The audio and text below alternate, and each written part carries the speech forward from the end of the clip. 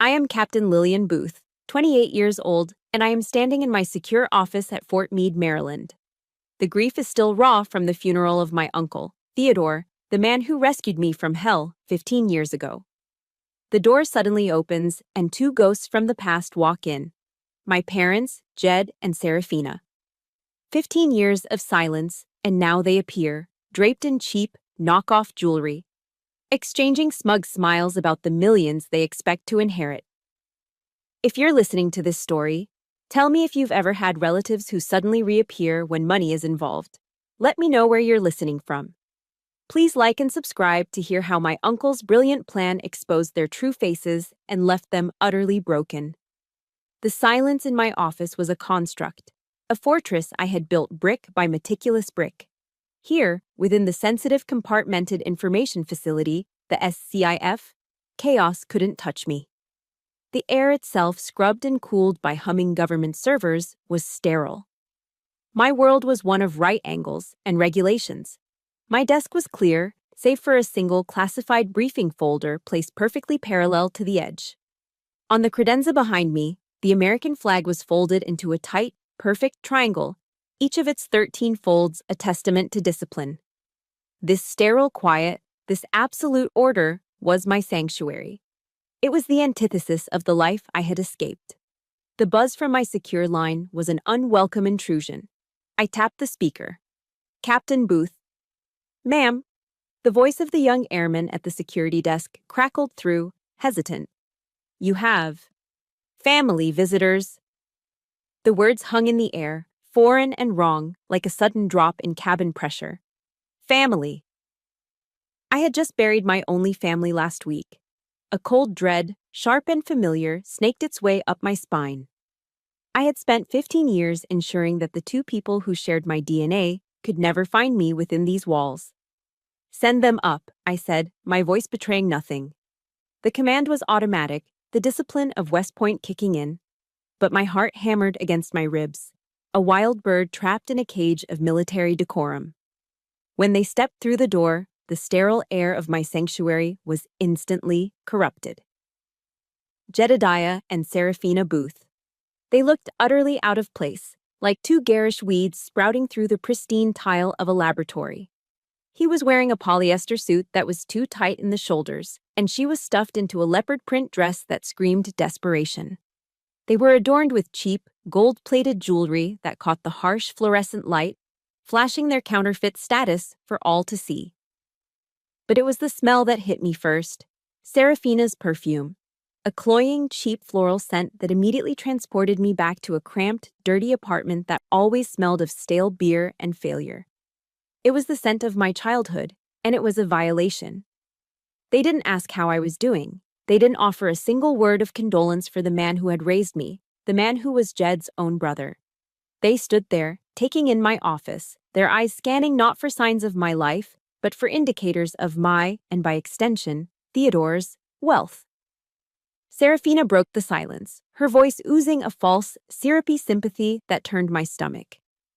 Lillian, honey, I know you're grieving, she began, taking a step forward as if to offer a comforting touch I would have recoiled from. But we need to be practical. Your uncle left behind a fortune. As your parents, we have rights. You wouldn't want to make things complicated, would you? Jedediah just nodded along, his shifty eyes darting around the room, lingering on the secure servers, the high-tech monitors, no doubt trying to calculate their value. He never once made eye contact with me. I wasn't his daughter, I was a line item on an asset sheet, and in that moment, something inside me shifted. The grief, the shock, the sudden raw pain of a 15-year-old wound being ripped open, it all receded. My training took over. I wasn't Lillian the abandoned child anymore. I was Captain Booth, U.S. Army Intelligence, and I was analyzing a threat. I cataloged their behavior like data points in a threat assessment matrix. Jed's nervous fidgeting, his inability to stand still. Serafina's hand constantly fluttering to her fake pearl necklace, a self-soothing gesture. Their smiles were too wide, their eyes too bright with greed. They weren't confident, they were performing. They hadn't come just for the money.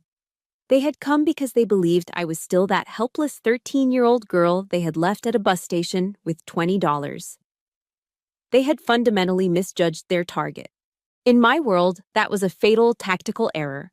The old voices of self-doubt, the ones that whispered I wasn't good enough, began to stir. The ghost of a general's lecture at West Point echoed in my mind. The most dangerous enemy is not the one screaming at you from across the battlefield. It's the one who whispers in your ear that you are not worthy. My parents were that enemy. Serafina, emboldened by my silence, gestured dismissively at my meticulously ordered office.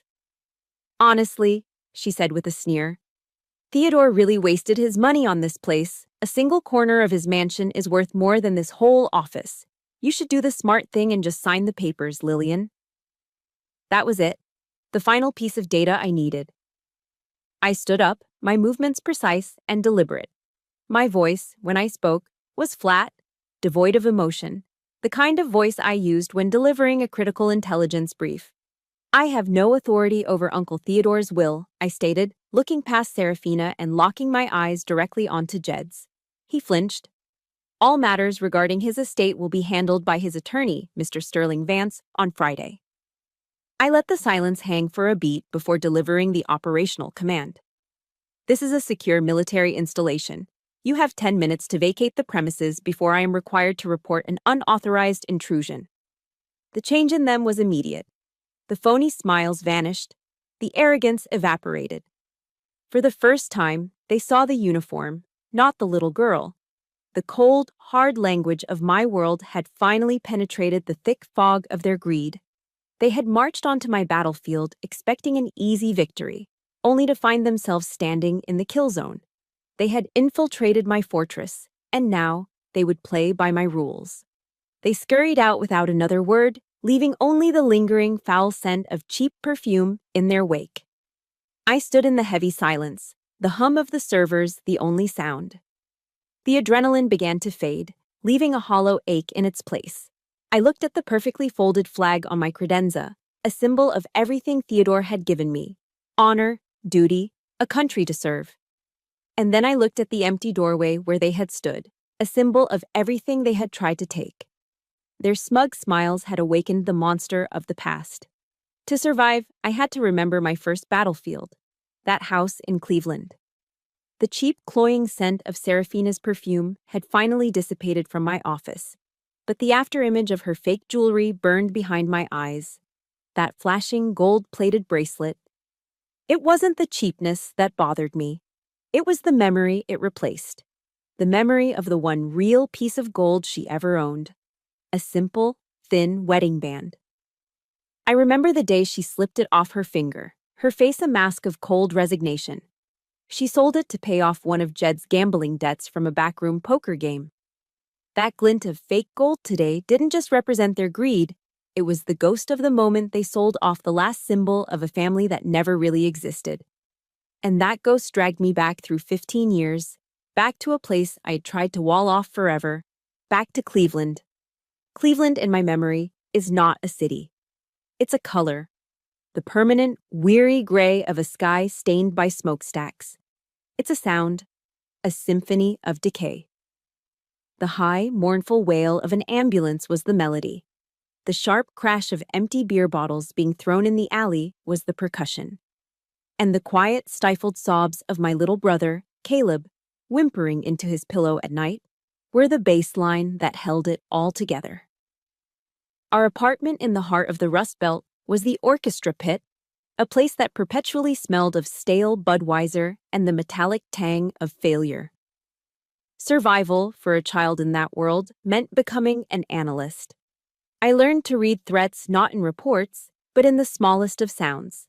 My primary intelligence source was the sound of my father's key in the lock. A soft, careful click meant he was sober, and the evening would likely be quiet. A harsh, metallic scrape, a fumbling jangle of metal on metal, meant he was drunk. That sound was a storm warning. It meant Caleb and I had to make ourselves small, invisible. It meant a long, dark night ahead. Then came 2008. The Great Recession hit our part of Ohio like a physical blow. The steel mill where Jed worked laid off half its workforce, and just like that, he was home. All day. The already thin buffer of his job was gone, and the storm warnings came more and more often. He'd sit in his worn-out lazy boy, watching Fox News, and rant. He blamed the government in Washington. He blamed the banks on Wall Street. He blamed everyone but the man staring back at him from the clouded mirror. And his rage, having nowhere else to go, would eventually find its target. His fists, meant for a world he couldn't touch, found us instead. Every night, I would lie in my bed, clutching a worn-out copy of a book about General Patton I'd found at a library sale. I'd repeat his words to myself like a prayer, a mantra against the shouting from the other room. Courage is fear holding on a minute longer. That minute often felt like an eternity. But the physical pain from Jed was a shallow wound compared to the soul-deep cut of Serafina's indifference. I remember one afternoon, I must have been 12, Jed was in a rage about a foreclosure sign down the street. I was just trying to get to the kitchen for a glass of water, and he shoved me, hard. I fell against the corner of the counter, and a deep, ugly bruise immediately began to blossom on my forearm, purple and black. Tears welled in my eyes from the shock and the throbbing pain. I ran to the living room, to her, to my mother.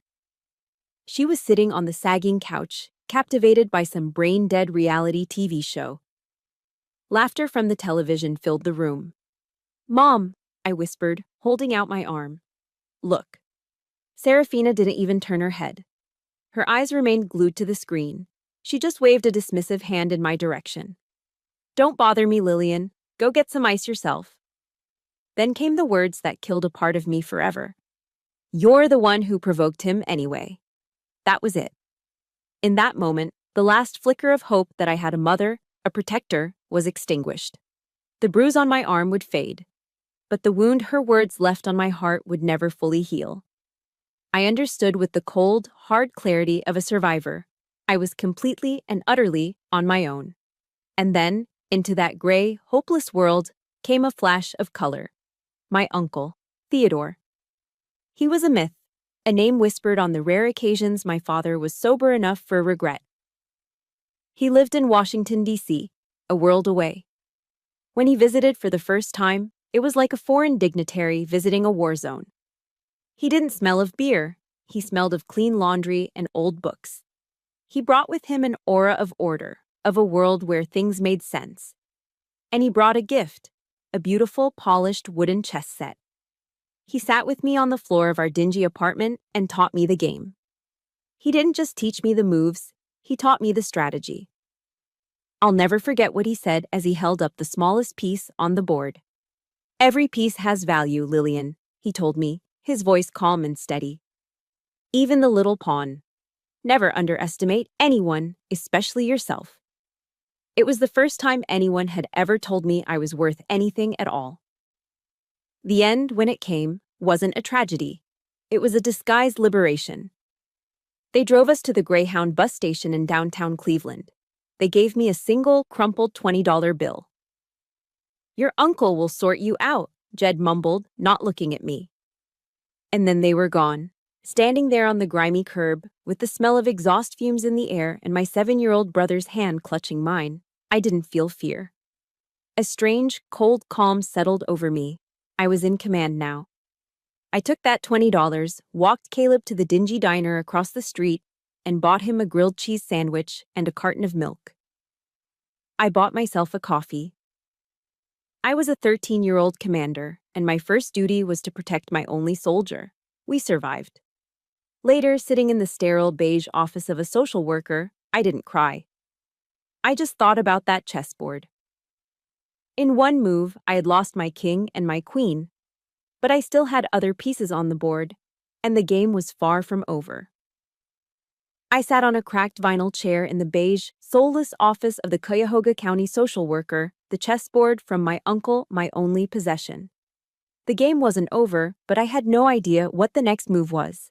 Then the social worker hung up her phone and looked at me with the first flicker of genuine hope I'd seen in her eyes all day. "Lillian," she said, her voice soft, "your uncle is on his way." It wasn't a notification, it was a summons, It was an extraction order. Theodore Booth didn't just act, he deployed. What followed wasn't a family intervention. It was a meticulously planned military campaign. He didn't just call social services, he unleashed a team of top-tier DC lawyers who descended upon the Ohio legal system with the shock and awe of a carrier strike group. I was flown from Cleveland to Washington, D.C., and I remember sitting in their law office overlooking the Capitol building. The chairs were soft leather, the wood on the conference table was dark and polished, and men in expensive suits spoke to me not as a problem to be solved, but as a person to be protected. They called me Miss Booth. For the first time in my life, I felt important. When the judge's gavel finally fell, granting full legal guardianship to Theodore, the relief was so overwhelming it felt like a physical weight being lifted off my small shoulders. My uncle was waiting for me outside the courtroom. I expected a hug, some grand emotional moment. Instead, he looked me square in the eye, extended his hand, and gave me a firm, solid handshake. It was the handshake of an equal, of a comrade. "Welcome home, Soldat," he said, a small proud smile on his face. Soldat, the German word for soldier.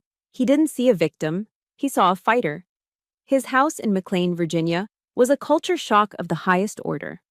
It wasn't a palace of gaudy luxury like I might have imagined. It was something far more profound. It was a sanctuary of order. There were no overflowing ashtrays or empty bottles. The air didn't smell of smoke and despair. It smelled of lemon polish and old paper from the thousands of books that lined the walls of his library. Dinner was served at 6:30 p.m. sharp every single night, and for the first time in my life, I had my own room. A room with a desk for homework, a shelf for books, and most importantly, a door. A door with a lock. The first night, I must have turned that little brass knob a dozen times, just to feel the solid, satisfying click of the bolt sliding into place. The silence and the safety were so absolute, they were almost painful. Each quiet evening, each clean plate, each locked door was a bittersweet reminder of the chaos Caleb was still enduring back in the foster care system. The peace was healing, but it was incomplete. He was still out there, a soldier left behind. Theodore saw the iron core that my past had forged inside me. He didn't try to make me forget, he taught me how to weaponize my resilience. He gave me books. One of them, a leather-bound copy of Meditations by the Roman Emperor Marcus Aurelius, became my Bible.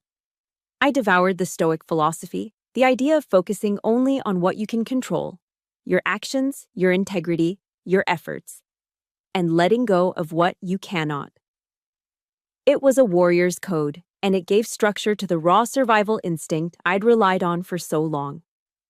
One crisp autumn weekend, he drove me north, up the Hudson River, to the United States Military Academy at West Point.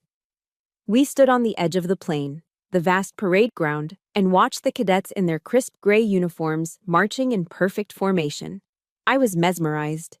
The air crackled with purpose, with discipline. It was the physical embodiment of everything Jedediah was not: duty, honor, country. "They don't care where you come from here, Lillian," Theodore said quietly, standing beside me. "They only care who you can become." In that moment, a new mission objective clicked into place in my mind. This was it. This was the fortress I would build for myself. I would forge my pain into armor. I would become unbreakable. I threw myself into my studies with the focus of a sniper. My grades became my new battlefield. The day the acceptance letter from West Point arrived, thick and imposing in the mailbox, I didn't shout for joy. I went to my room, closed the door, and I cried. Not tears of happiness, but tears of profound, soul-shaking relief. I had finally found my ranks. It took 2 more years. 2 years of relentless legal battles, of fighting a bureaucratic system that was slow and indifferent. But Theodore was a general who never abandoned his troops. Finally, the day came. I stood in the living room as he walked through the front door with Caleb. My brother was 9 years old now, thin and pale, his eyes wide and haunted from being bounced between foster homes. But he was here, he was safe. Our reunion wasn't loud. There were no dramatic pronouncements. I just opened my arms, and he ran into them. We stood there in the quiet, orderly living room, holding on to each other for a long, long time. I could feel the tension draining out of his small body, the years of fear finally beginning to recede. Looking over his head at my uncle, who was watching us with a quiet, satisfied look, I felt a profound sense of peace. The first and most important battle of my life was finally over. The Booth name, once a synonym for rust and failure, had been scoured clean and forged anew. Now, I could finally begin preparing for my own wars. If you've ever had someone in your life who was your Theodore, someone who stepped in and became the safe harbor you desperately needed, please support this story with a like. And if you know that feeling of finally being safe, I want you to comment with a single word: safe. Let's fill the comments with that feeling of finding sanctuary. The years after Caleb's homecoming were a time of quiet, steady construction. I was no longer just surviving, I was building. At West Point and later in my career, I excelled. The hypervigilance that had been a survival mechanism in a chaotic home transformed into a formidable asset in the world of intelligence. The ability to read the subtle shifts in a person's mood, to know the difference between a drunken rage and a sober threat, made me exceptionally good at reading assets, informants, and enemies. Captain Booth's career was built on the ruins of Lillian Booth's childhood. My comrades respected my calm under pressure, and my superiors trusted my analysis. I had found my place. I had earned my shield. And Caleb? Caleb flourished. Freed from the constant state of fear, the silent, haunted boy blossomed into a brilliant artist.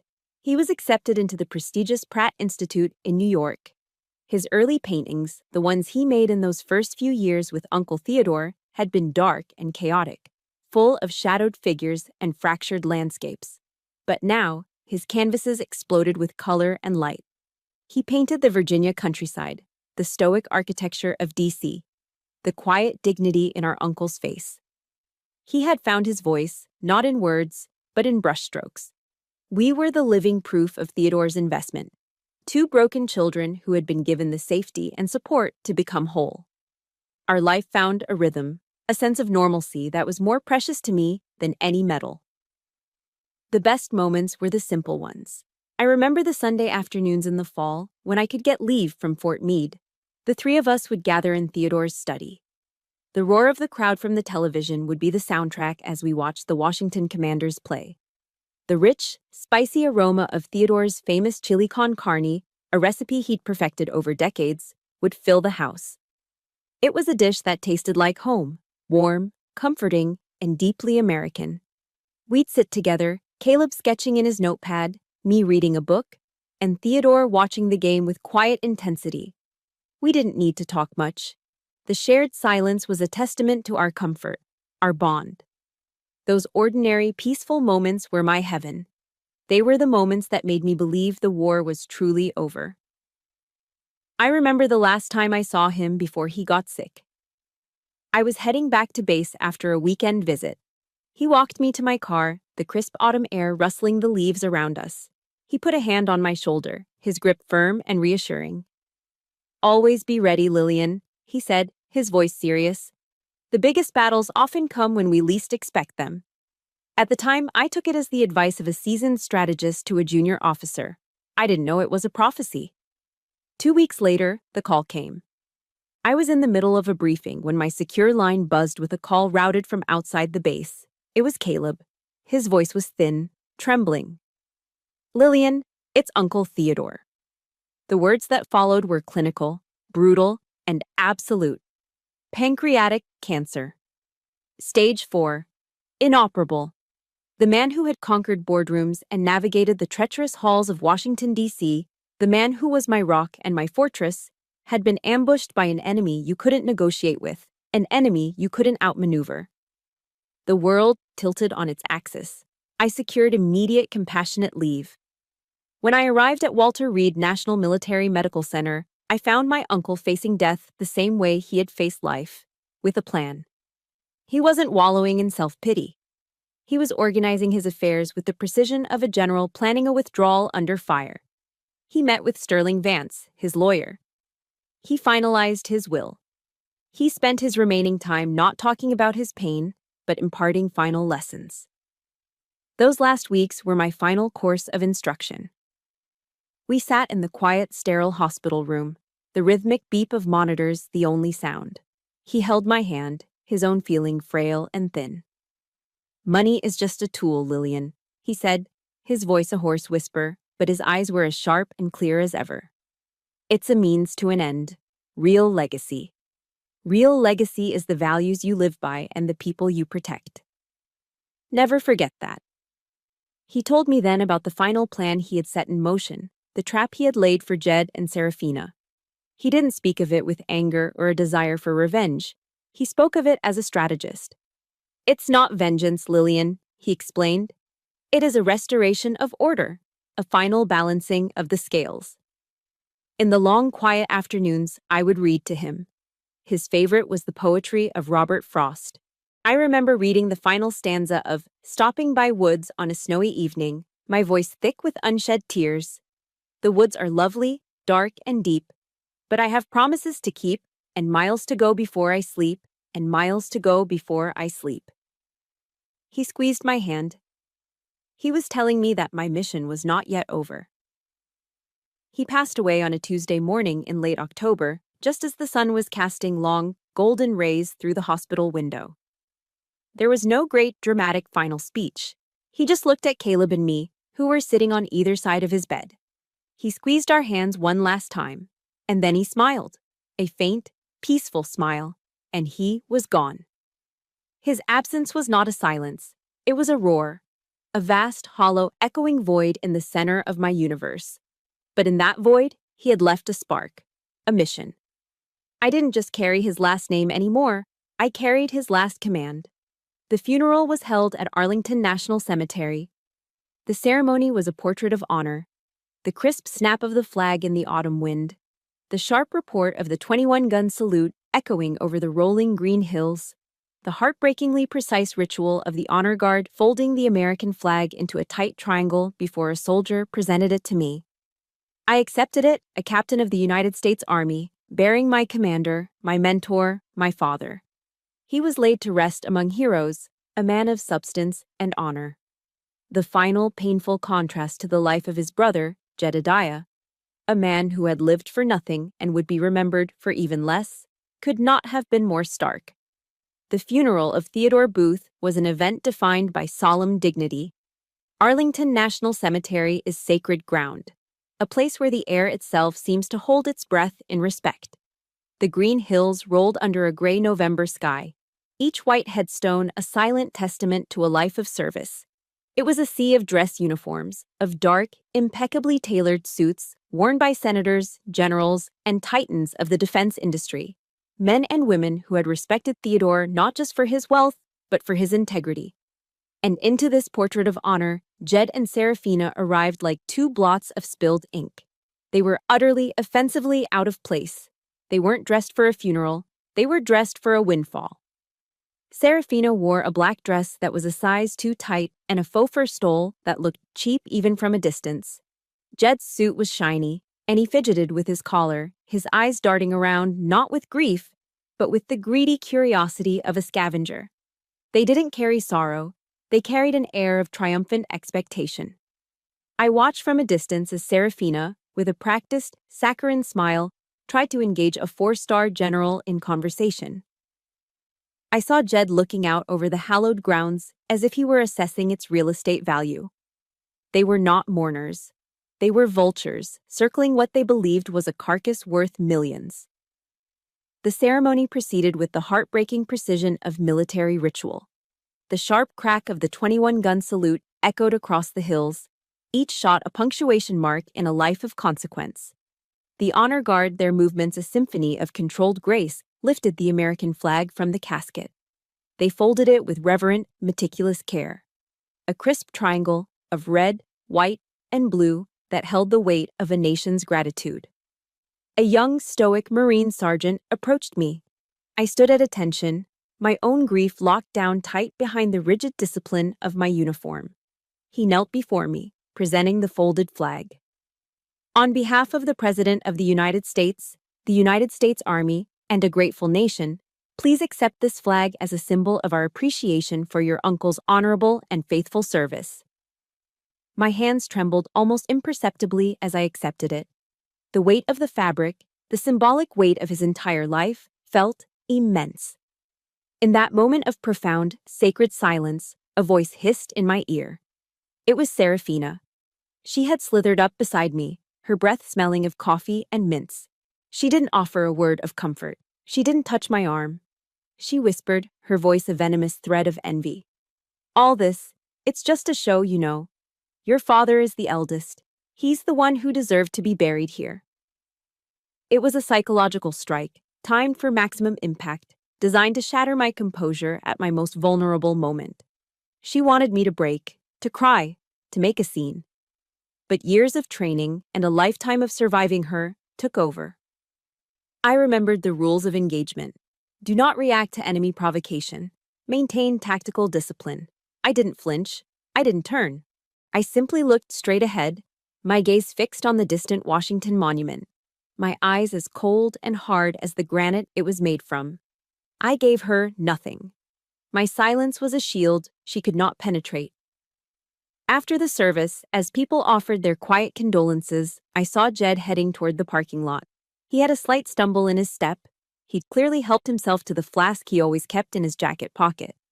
He blocked my path to the car, his face flushed with liquid courage and resentment.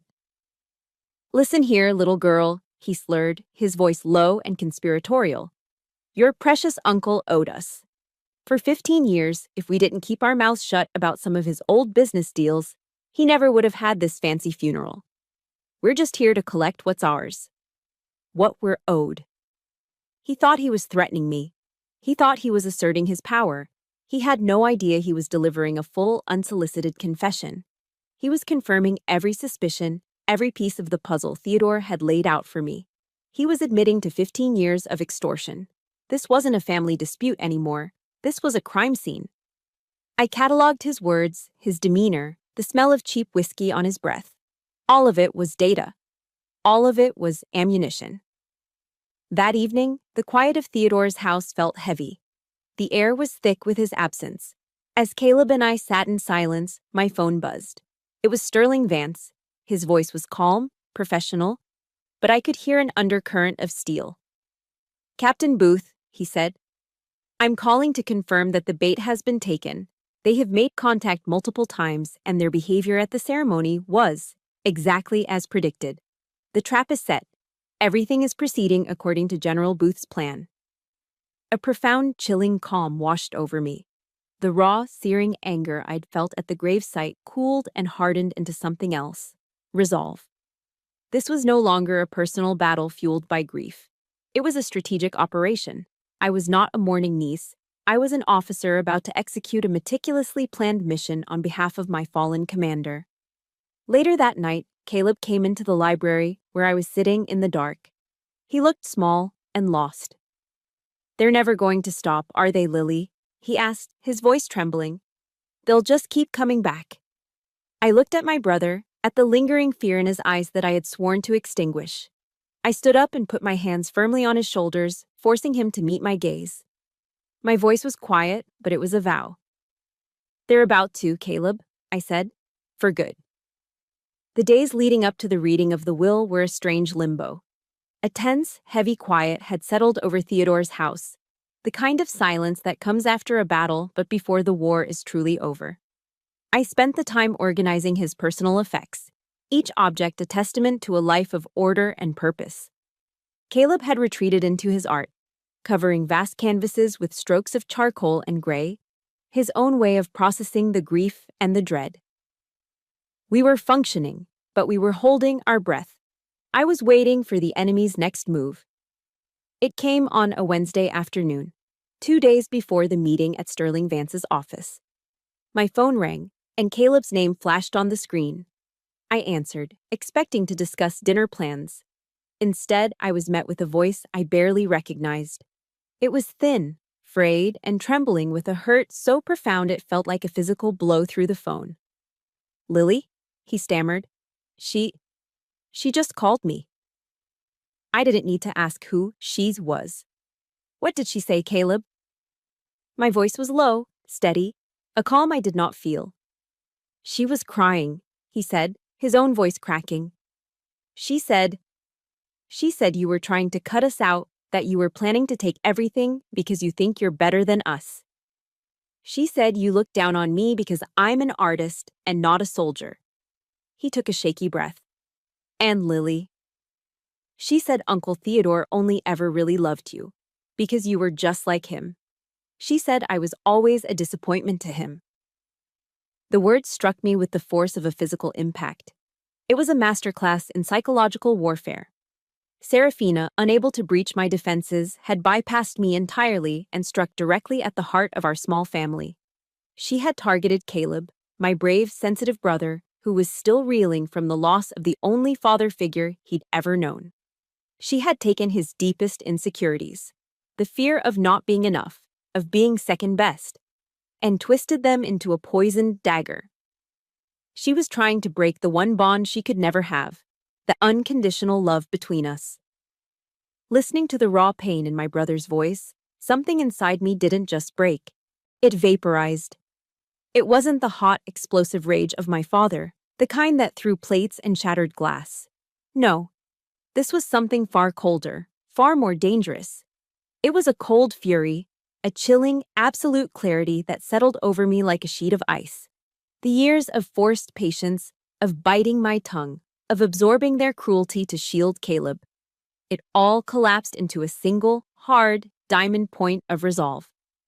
They had crossed a line that did not exist on any map. They had put their hands on Caleb. At West Point, every cadet memorizes the honor code.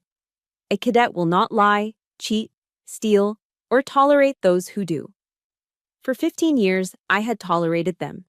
I had endured their existence, kept my distance, and in doing so, I had allowed their poison to fester. By remaining silent, I had tolerated them. No more. The time for tolerance was over. My hands were perfectly steady as I ended the call with Caleb, promising him I would handle it. I immediately pulled up Serafina's number. She answered on the second ring, her voice a syrupy, fake innocent coo. "Oh, Lillian, honey, I was just thinking about you." I cut through the performance with the precision of a surgeon's scalpel. "Listen to me very carefully," I said. My voice was unnaturally calm, level, and sharp enough to cut glass. "You will never call Caleb again. You will never speak to him again. Your games are over." I could hear her sharp intake of breath, the surprise, the sputtering attempt to regain control. "Now, Lillian, I don't know what you're talking about. I was just—" "Save it," I commanded. "Be at Mr. Vance's office on Friday. I suggest you enjoy it. Because it will be the last time the name Booth ever gives you a damn thing." I hung up before she could utter another word. And in the sudden silence of the room, I felt something I hadn't felt in years: liberation. The immense weight of 15 years of silent endurance vanished. The burden was gone. I was no longer defending. I was attacking. I walked over to Theodore's mahogany desk, the one that had been his command center for decades. My movements were deliberate, measured. I opened the top right-hand drawer. Inside, nestled in velvet, was his favorite fountain pen, a heavy black Mont Blanc that felt cool and solid in my hand. It was the pen he had used to sign deals worth millions, to write letters to senators, to sketch out the strategies that had built an empire. It was an instrument of power. I picked it up. Its weight was a comfort, a transfer of authority. The decision was made, the die was cast. It was time to write their final chapter. Everyone has a line. A point of no return where the duty to protect someone you love overpowers every instinct you have to keep the peace. If you know that feeling, that moment where you decide enough is enough, please support this story with a like. And I want you to comment with a single word that captures that feeling for you. Protect. Let's show the world what it means to stand up for the ones we love.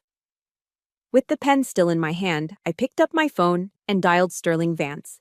He answered immediately. "Mr. Vance," I said, and the voice that came out was not that of a grieving niece. It was the voice of a commanding officer. "I need you to add a few things to the agenda for Friday's meeting. First, ensure you have private security on site. Second, I need you to file for a temporary restraining order against Jedediah and Serafina Booth on behalf of my brother, effective immediately. The operation begins now. The next morning, I met Sterling Vance at his law firm in downtown D.C.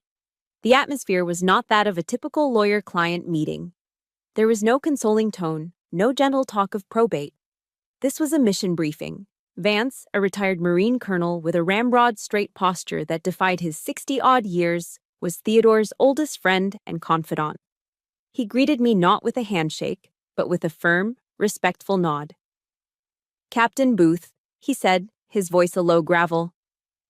He led me into a secure conference room, the walls soundproofed, a large digital display screen dark on the far wall. He laid out a series of thick, meticulously organized binders on the polished table between us. "This is our arsenal, Captain," he stated, his tone all business. General Booth was nothing if not thorough. He opened the first binder. It was filled with years of financial records, bank statements showing regular structured payments from one of Theodore's private accounts into an account held by Jedediah Booth. They were disguised as family support, but the pattern was undeniable, a steady bleed, always increasing after a phone call or an unannounced visit. The next binder contained audio files recorded on a military-grade encrypted system Theodore had installed in his home office years ago. These were the phone calls, the wheedling, the veiled threats, the pathetic justifications. And then there were sworn affidavits from former business associates of Theodore's, detailing Jed's attempts to use his brother's name in petty scams. In my mind, I started running the analysis, applying the Carver matrix we use for target assessment: criticality, accessibility, recuperability, vulnerability, effect, recognizability. Their primary vulnerability was their own greed and arrogance. Their center of gravity was their belief that they were untouchable, that family ties were a shield. A fatal miscalculation. "And then," Vance said, his expression grim, "there's this." This was the most difficult part for him. He picked up a remote, and the large screen flickered to life. The image was from a discreet security camera, positioned high in the corner of Theodore's study. The date stamp in the corner was from 3 years ago. I saw Jed and Serafina. They looked younger, but the same aura of cheap resentment clung to them. They were demanding money. Jed was pacing, his hands flailing. Serafina sat on the edge of a leather armchair, her face a mask of aggrieved entitlement. I watched as my uncle, looking tired but resolute, refused them. Then I saw my mother's face twist into a sneer. "You owe us, Theo," she said, her voice captured with perfect clarity by the recording system. "You got lucky. You got the brains. We got the bad breaks. You owe us for that." I had to watch my parents, not through the hazy, distorted lens of a child's memory, but through the cold, impartial eye of a camera. There was no room for interpretation, no possibility of misremembering. The tape laid bare their pathetic, parasitic nature. It was all there. The bottomless greed, the moral decay, the complete absence of love or decency. A sharp, familiar pain lanced through my chest. The ghost of a 13-year-old girl's heartbreak. But it was fleeting. It was immediately replaced by the cold, hard steel of a trained intelligence officer.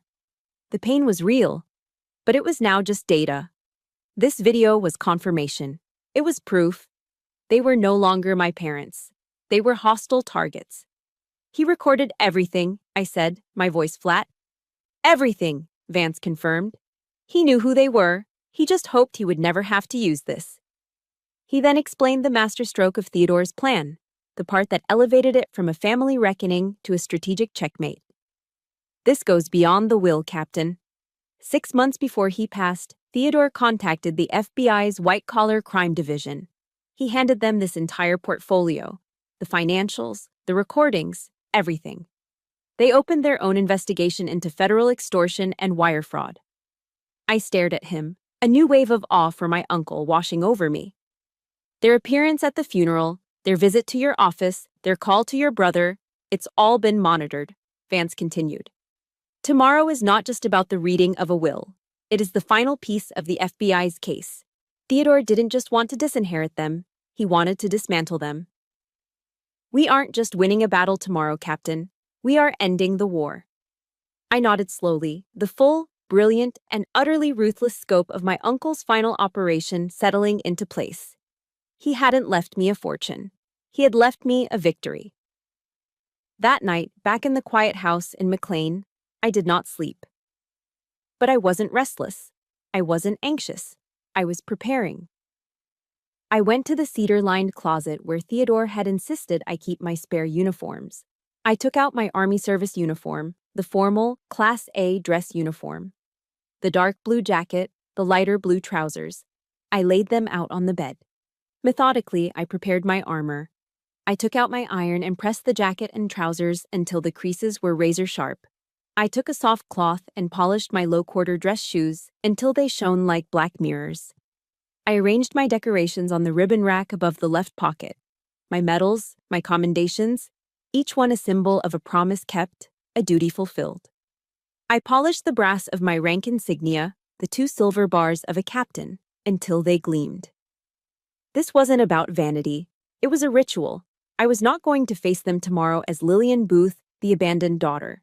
I was going to face them as Captain Lillian Booth, United States Army. I was going to wear the uniform that represented everything they were not: honor, discipline, integrity, and service to something larger than oneself.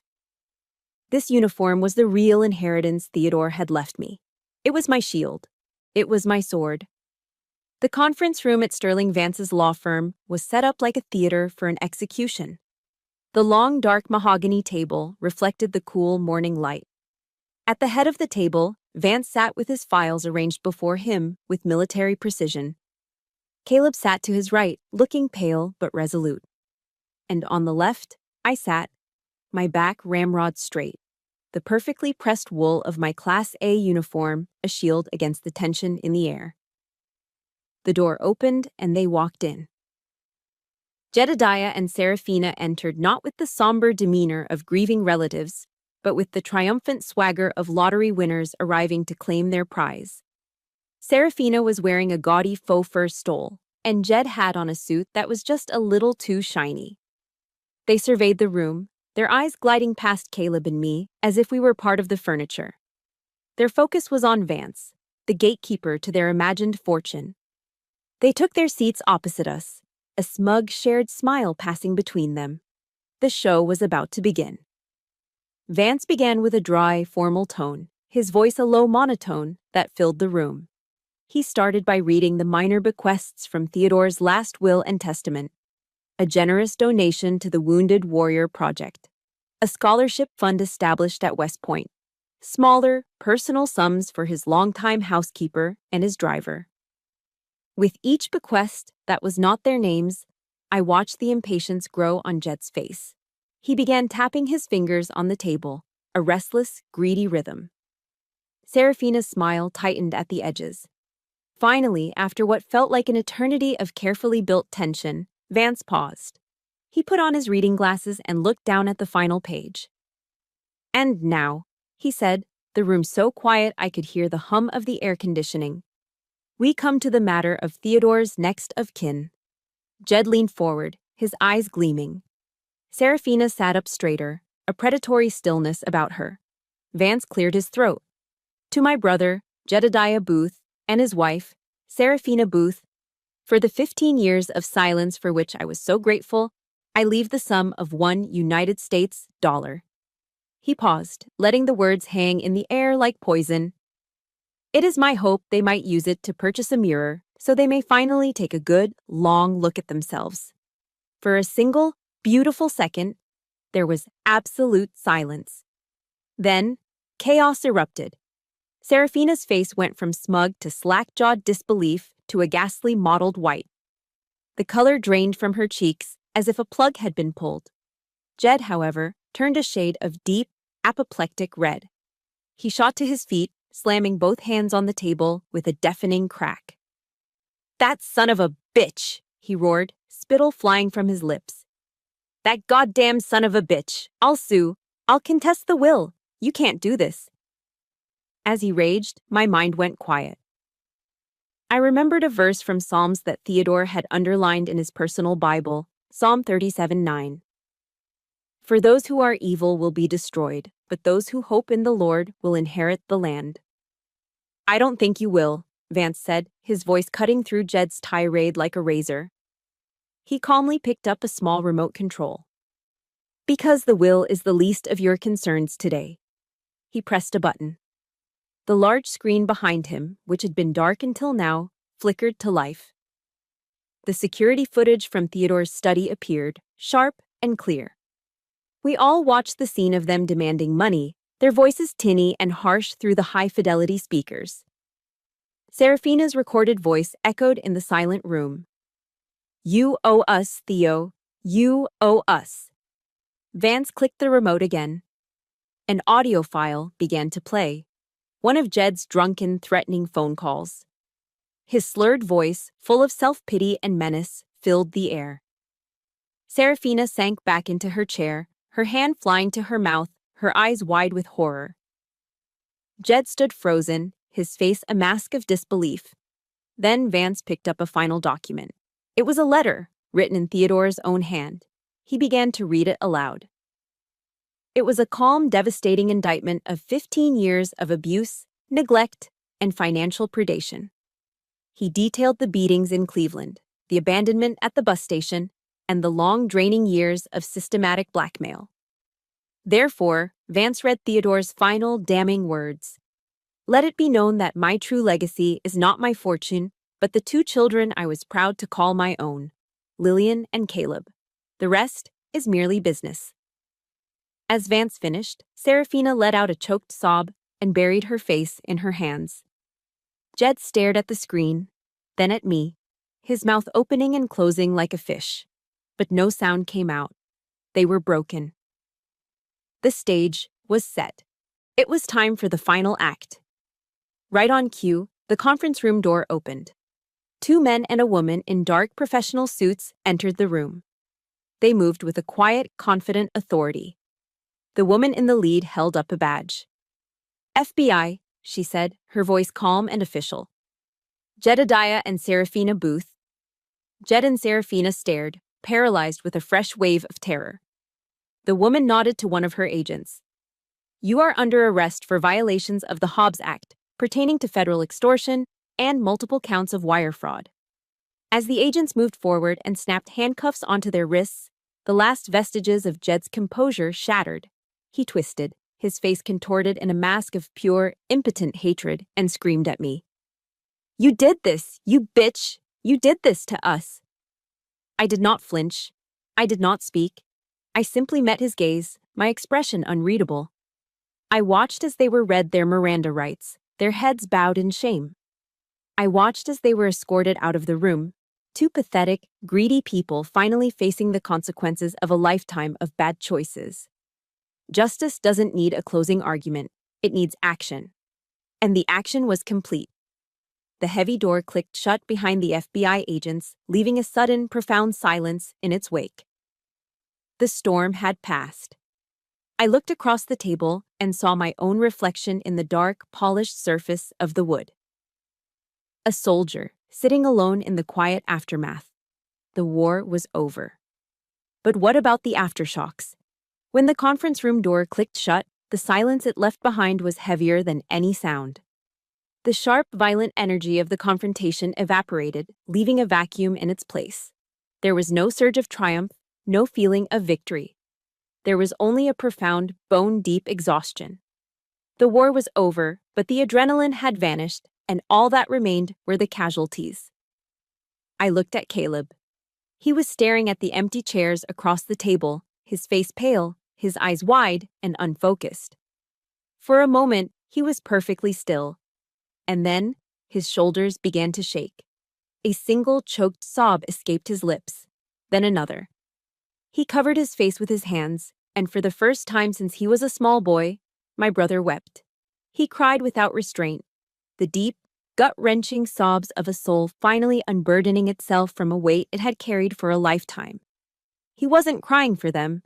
He was crying because for the first time, the invisible cage that had surrounded us since childhood had finally, truly, been broken. I moved to his side, wrapping my arms around his shaking shoulders, holding him steady as the storm of pent-up grief and relief washed through him. I didn't say a word. There were no words. There was only the quiet act of bearing witness, of being the anchor he had always been for me. After Caleb's tears had subsided, Sterling Vance, who had stood silently in the corner, stepped forward. He placed a hand on my shoulder. "It's done, Captain." He then held out a single, cream-colored envelope sealed with Theodore's personal wax stamp. "Theodore left this for you. He asked that you read it alone." Later that night, I sat in the leather armchair in Theodore's study. The house was silent around me, a new kind of silence, one of peace rather than tension. I held the envelope in my hands. It felt heavy, not just with the weight of the paper inside, but with the weight of a final command. With steady fingers, I broke the seal.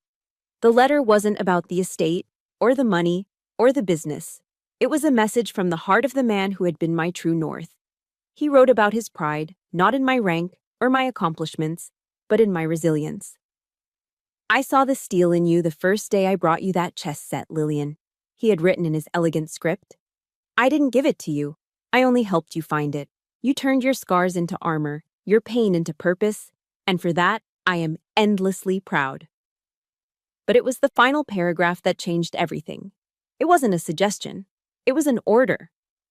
"This fortune is a tool, nothing more. My true legacy is not what I built, but who I saved. My legacy is you, Lillian. And Caleb. Now it is your turn. I am giving you one final command. Take the resources I have left you and use your strength to build something new. Protect other children who are lost in the dark, just as you once were. Find them. Fortify them. Be their shield. This is my last will. This is my only testament." I folded the letter, my eyes blurred with tears. He had not left me with a burden. He had left me with a mission. This wasn't an ending. It was an order for a new beginning. A few weeks later, a letter arrived with a postmark from a federal correctional facility. It was from Serafina. I recognized her looping, overly ornate handwriting immediately. I opened it, and my eyes scanned the first few lines, a toxic stream of self-pity, blame, and manipulation. "If you had only been a better daughter, none of this would have happened. I did my best for you children, but you were always so difficult." I stopped reading. I folded the letter, put it back in its envelope, and the next day, I handed it to Sterling Vance. "Handle this through the proper channels," I said. My voice was calm. The poison no longer had any effect on me. The border was secure. In the old days, Theodore had a saying he'd repeat from one of his favorite books on military history. "A good soldier knows when to attack, but a great soldier knows when to fortify his position and hold the line." It was time to hold the line. At my lawyer's advice, I agreed to one final meeting, a formality required before all contact was legally severed. I met them in the visitors' room of the detention center. They sat on the other side of a thick pane of plexiglass, looking small and washed out in their bright orange jumpsuits. The swagger was gone. Serafina's face was puffy from crying. Jed just stared at me, his eyes two hollow points of dull, simmering hatred. Serafina started to speak, her voice trembling, another performance about to begin. I held up a hand and she fell silent. "I'm not here to talk about the past," I said, my voice even and clear through the speaker system. "I am here to inform you of the future. From this day forward, you do not exist in my life or in Caleb's. We will not be accepting calls. We will not be reading letters. Any attempt to contact us will be dealt with by our lawyers. The connection is severed. Goodbye. I wish you luck." I stood up and walked away. I did not look back.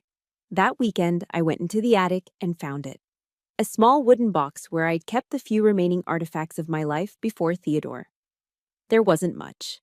A single faded photograph of the four of us, taken when Caleb was a baby, a forced, miserable smile on my face. A small plastic horse I had won at a school fair. A few other meaningless trinkets. For a long time, I thought about burning it. But burning felt too angry, too passionate. That part of me was gone. So I drove out to the Key Bridge, the lights of Georgetown glittering on the water. I walked to the center of the bridge, the cool night air on my face. I held the box over the railing. This wasn't an act of hatred. It was an act of release. I let go. I watched the small box fall, hitting the dark surface of the Potomac River with a barely audible splash before it was swallowed by the current and carried away. I wasn't forgiving them. I was forgiving myself. Forgiving the little girl who had spent so many years hoping for love from people who were fundamentally incapable of giving it. I was letting her go too. And as I turned and walked back to my car, for the first time in my life, I felt completely and utterly free. Freedom, I discovered, is not a destination. It is a starting point. In the weeks and months that followed, the quiet in Theodore's house was no longer the silence of grief, but the calm of possibility. The ghosts of the past had been exorcised, not by anger, but by acceptance. With the war over, it was time to build the peace. My first act was to call a meeting with Caleb and Sterling Vance. We gathered not in a sterile conference room, but in Theodore's study, surrounded by his books and his legacy. I laid out the letter he had left for me, his final command. I didn't have to convince them. They understood immediately. And so, the Theodore Booth Legacy of Service Foundation was born. We didn't use the bulk of the inheritance for ourselves. We used it to forge a weapon of a different kind, a weapon of opportunity. With Vance's legal guidance and Caleb's creative input, we drafted our mission statement. It was simple and direct.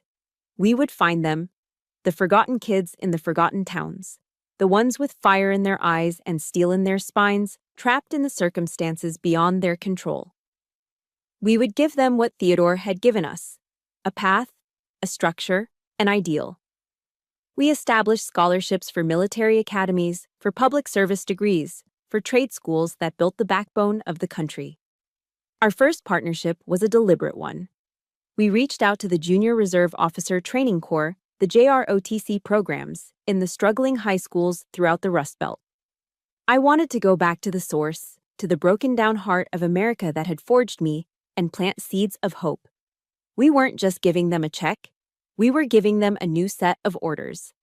Caleb, in his own way, contributed just as powerfully. He was no longer just an artist, he had become a storyteller. His first solo gallery show in New York was a staggering success. He called it Shield and Voice. The collection was a journey. The early pieces were dark and visceral, capturing the claustrophobic fear of our childhood.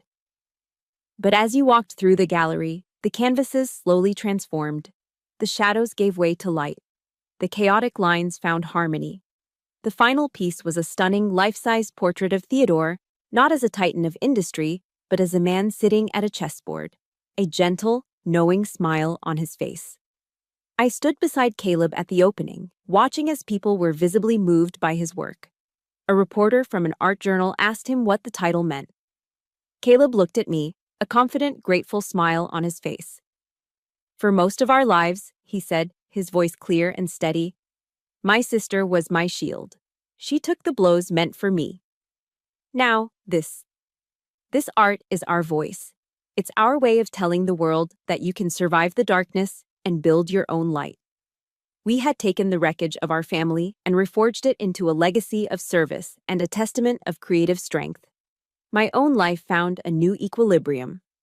I continued to serve as Captain Booth, but the weight on my shoulders was different. I was no longer fighting to prove my worth or to escape a past that haunted me. I was fighting to protect the future Theodore had envisioned. The work was still demanding, the stakes still high, but my heart was lighter. I even found a personal peace I never thought possible. His name was Major Daniel Travers, a fellow intelligence officer who understood the quiet language of duty and had seen enough of the world to not be intimidated by a woman's scars. He saw all of me, the soldier, the survivor, the builder, and was not afraid. For the first time, my life had balance. A balance between duty and love, between the past I had conquered and the future we were building.